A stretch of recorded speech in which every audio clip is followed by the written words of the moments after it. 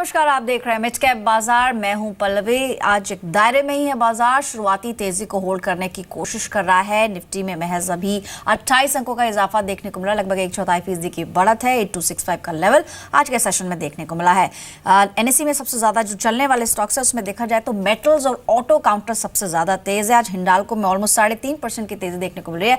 Tata Motors, BPCL, Tata Motors DVR, Adani ports जैसे कुछ stocks है जहां पर 2 से 3% तक की तेजी है। इसके अलावा अगर आज मिड कैप्स की बात करें तो ऑलमोस्ट फ्लैट टू पॉजिटिव ही ट्रेंड यहां पर देखने को मिला। लेकिन स्मॉल कैप में अच्छी तेजी, ऑलमोस्ट 0.5% ऊपर इंडेक्स। एक बार मिड कैप और स्मॉल कैप के कुछ गेनर्स पर भी नजर डाल लेते हैं। मिड कैप्स की बात करें तो आज एमआरपीएल ऑलमोस्ट 5% के गेन्स के साथ ट्रेड कर रहा है। इसके अलावा बीईएल 3.5% ऊपर है। हिंदुस्तान पेट्रो यहां पर भी 2.25% तक की तेजी देखने को मिल रही है। पिरामल एंटरप्राइजेस यहां पर भी 2% तक की तेजी है। इसके अलावा कमिंस, नैल्को, जीटीएनडी, नेशनल एल्यूमिनियम, सभी स्टॉक्स में 2% तक की तेजी है। मिड कैप के कुछ नेगेटिव स्टॉक्स पर भी नजर डाल लेते हैं। मिड कैप्स में आज जहां पर गिरावट है उसमें बर्जर पेंट शामिल है, Petronet, Concor, Sun TV, Biocon, चुनिंदा कुछ फार्मा स्टॉक्स है जहां पर गिरावट है। लेकिन छोटे फार्मा स्टॉक्स में अच्छा असर आज देखने को मिल रहा है।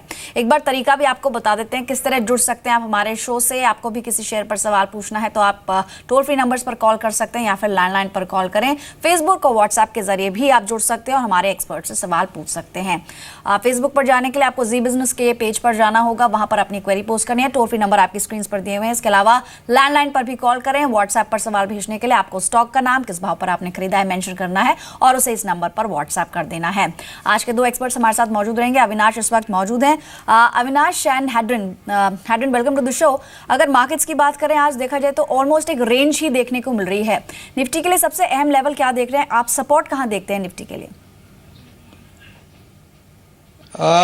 मुझे लग रहा है कि पल्लवी, अगर हम मार्केट की रेंज देखें तो मुझे लग रहा है कि 8,200 का जो लेवल है वो निचले लेवल पे काफ़ी इंपॉर्टेंट है। और ऊपरी लेवल पे जब तक हम लोग 8,300 क्रॉस नहीं करते तब तक ये कंसोलिडेशन या रेंज बाउंड मार्केट रहेगा। आई थिंक आने वाले वीक में इन्फोसिस, टीसीएस के नंबर्स आएंगे। आई थिंक मार्केट्स को ज़्यादातर डायरेक्शन इन रिजल्ट से ही मिलेगा, क्योंकि आई थिंक ये रिजल्ट्स का सीज़न है। क्लियरली Q3 के नंबर्स जिस प्रकार से आएंगे वहाँ से मार्केट्स रिएक्ट करेंगे और ज़्यादातर स्टॉक स्पेसिफिक एक्टिविटी आपको ज़्यादा देखने को मिलेगी। इनफैक्ट अविनाश, इंडसइंड बैंक की बात करें, आज उसके नंबर्स आने और मार्केट काफी हद तक उसको क्लोजली वॉच करेगा। आपकी क्या एक्सपेक्टेशन है? इंडसइंड बैंक कैसे नंबर्स पोस्ट कर सकता है Q3 में?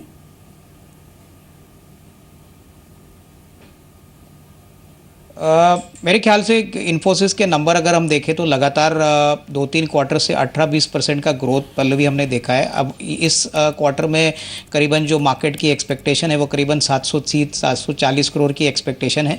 हमको लग रहा है कि लोन बुक ग्रोथ और एसेट क्वालिटी पे तो मार्केट काफ़ी कॉन्फिडेंट है और इस बैंक में काफ़ी बड़े FIIs as well as domestic निवेशक है। कोई भी कॉमेंट्री अगर नेगेटिव आती है कमर्शियल व्हीकल सेगमेंट को लेके तो शायद थोड़ा सा स्टॉक में एक प्रेशर देखने को मिल सकता है, क्योंकि इनका काफ़ी बड़ा एक्सपोजर कमर्शियल व्हीकल फाइनेंसिंग पे है। बट ओवरऑल हमको लग रहा है कि नंबर्स में कोई डिसअपॉइंटमेंट नहीं रहेगा और क्लियरली एसेट क्वालिटी भी ठीक ठाक रहेगी।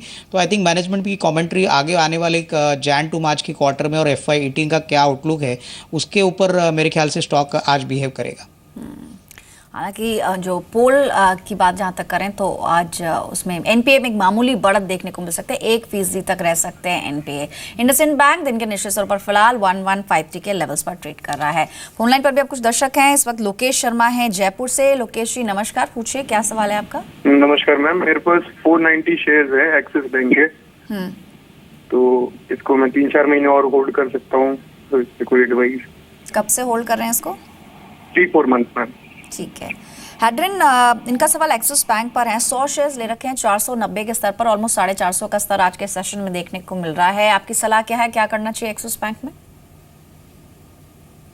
देखिए, एक्सिस बैंक अगर you have a scenario of around 6 to 9 months then definitely long term के हिसाब से Axis bank is one of the top picks. But if you take a very short term perspective तो lower top lower bottoms का जो cycle है वो अभी बरकरार है एक्सिस बैंक में, which is not a good sign for the short term trades. तो it is better you switch from IndusInd Bank to some winners like RBL Bank. RBL Bank बहुत ही बेहतरीन लग रहा है यहाँ से। इनफैक्ट एक राउंडिंग बॉटम ब्रेकआउट भी आ सकता है। तो RBL Bank would give you better returns in the short term rather than Axis Bank. Alright, तो आरबीएल बैंक एक बेहतर विकल्प हो सकता है। आज के सेशन में ऑलमोस्ट 1% की बढ़त देखने को मिले, 358 का लेवल आज देखने को मिला है। फोन लाइन पर रोहित हैं दिल्ली से। रोहित नमस्कार, पूछिए क्या सवाल है आपका। मैम रोल्टा इंडिया लिया हुआ है मेरा, और ये मेरा 100 शेयर है, 60 रुपीज पे। ठीक है, कितना टाइम दे सकते हैं स्टॉक को? 6 मंथ। ठीक है, अविनाश रोल्टा इंडिया की बात कर रहे हैं। ऑलमोस्ट 100 शेयर हैं जो कि 60 के स्तर पर लिए हुए हैं, इनकी खरीद से ऊपर है। क्या करना चाहिए अगले 6 महीने के लिए?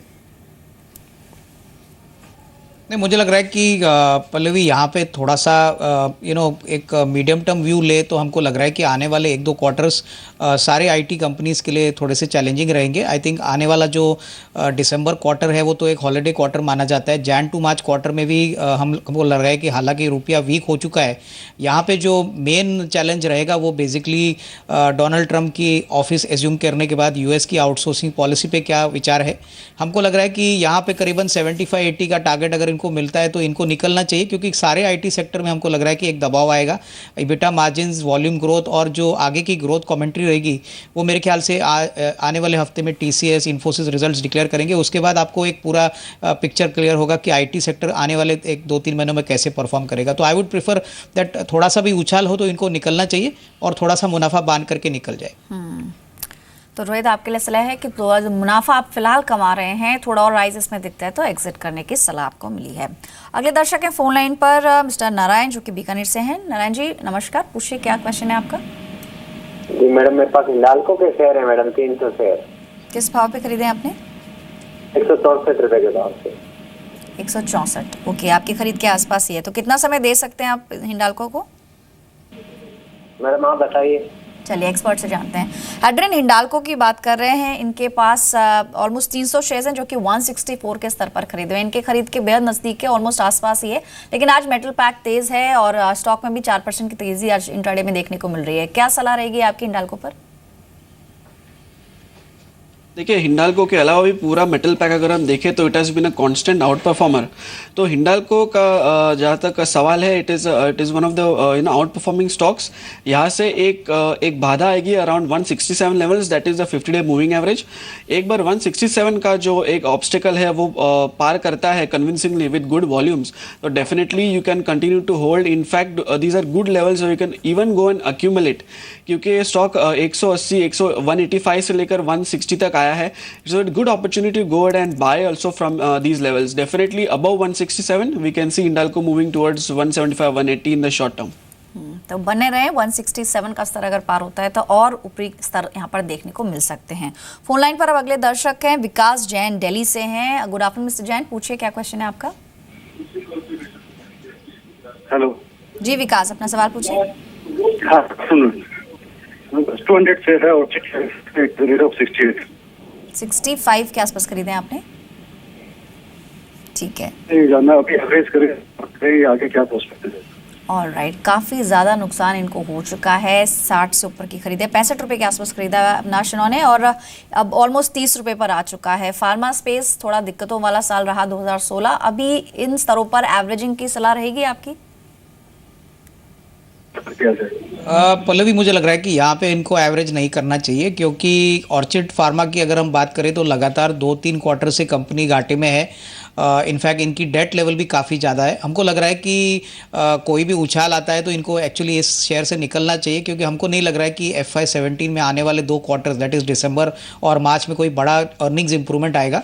इस कंपनी में डेफिनेटली टेक ओवर की पॉसिबिलिटी है, तो ऐसा कोई विकल्प आता है, कोई अगर अच्छा टेक ओवर स्ट्रेटेजिक इन्वेस्टर आके इनको खरीद लेता है तो ही इनके लिए एक अच्छी स्ट्रेटेजी रहेगी इन्वेस्टर को। बट मेरे ख्याल से अगर ये कोई दूसरा फार्मा शेयर में अगर इन्वेस्ट करे तो मुझे लग रहा है कि रिस्क रिवॉर्ड रेशो शायद इनके लिए और अच्छा हो। मेरे ख्याल से लुपिन या टिपिकली फ्रंट लाइन में सन फार्मा, ठीक है, लुपिन यहाँ पे कहीं इन्वेस्ट करें। ठीक है, लुपिन और सन फार्मा बेटर ऑप्शंस रह सकते हैं आपके लिए, या इसमें ऑलरेडी आपको काफी नुकसान हो रहा है। किसी भी तेजी में आपको ऑर्किड फार्मा से निकलने की सलाह दी गई है।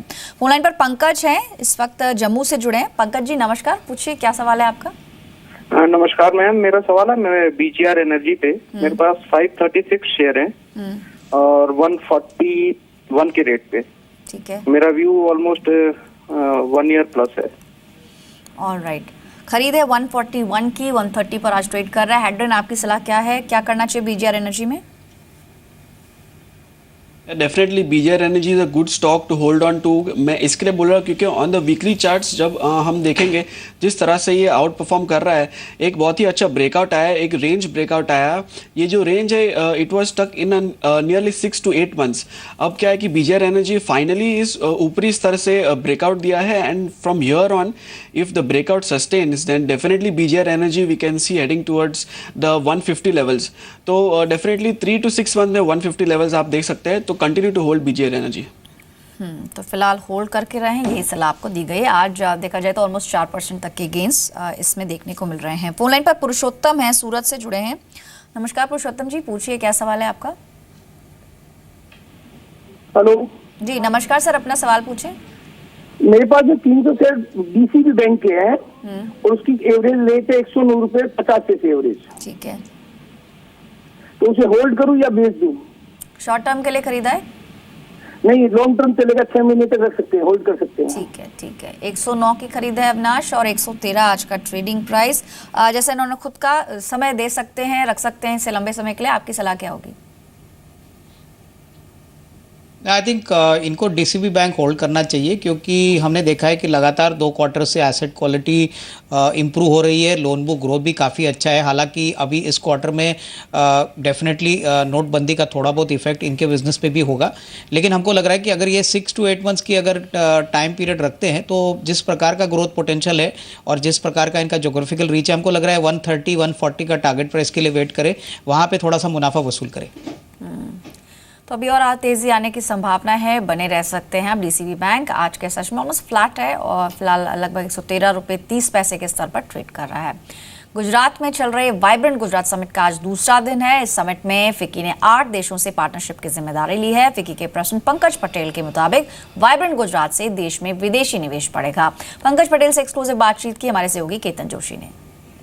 सर हमें ये बताइए कि किस तरह की तैयारियां है, क्या क्या प्रिपरेशन चल रही है और आज वाइब्रेंट का क्या मुख्य आकर्षण रहेगा? फिक्की ने इस वाइब्रेंट में तकरीबन 8 कंट्री से पार्टनर कंट्री का जिम्मेवारी लिया है और उस कंट्री सेमिनार होने जा रहे हैं। वो 2 दिन में कंट्री सेमिनार होंगे जिसमें उस कंट्री में इन्वेस्टमेंट एंड बिजनेस की अपॉर्चुनिटी दिखाई जाएगी। आज वाइब्रेंट का इनॉग्रेशन है और काफ़ी बड़ी मात्रा में लोग हाजिर होने की उम्मीद है। तकरीबन 16,000 डेलीगेट्स रजिस्टर्ड हुए हैं, तो बहुत ज़्यादा मात्रा में लोग रहेंगे।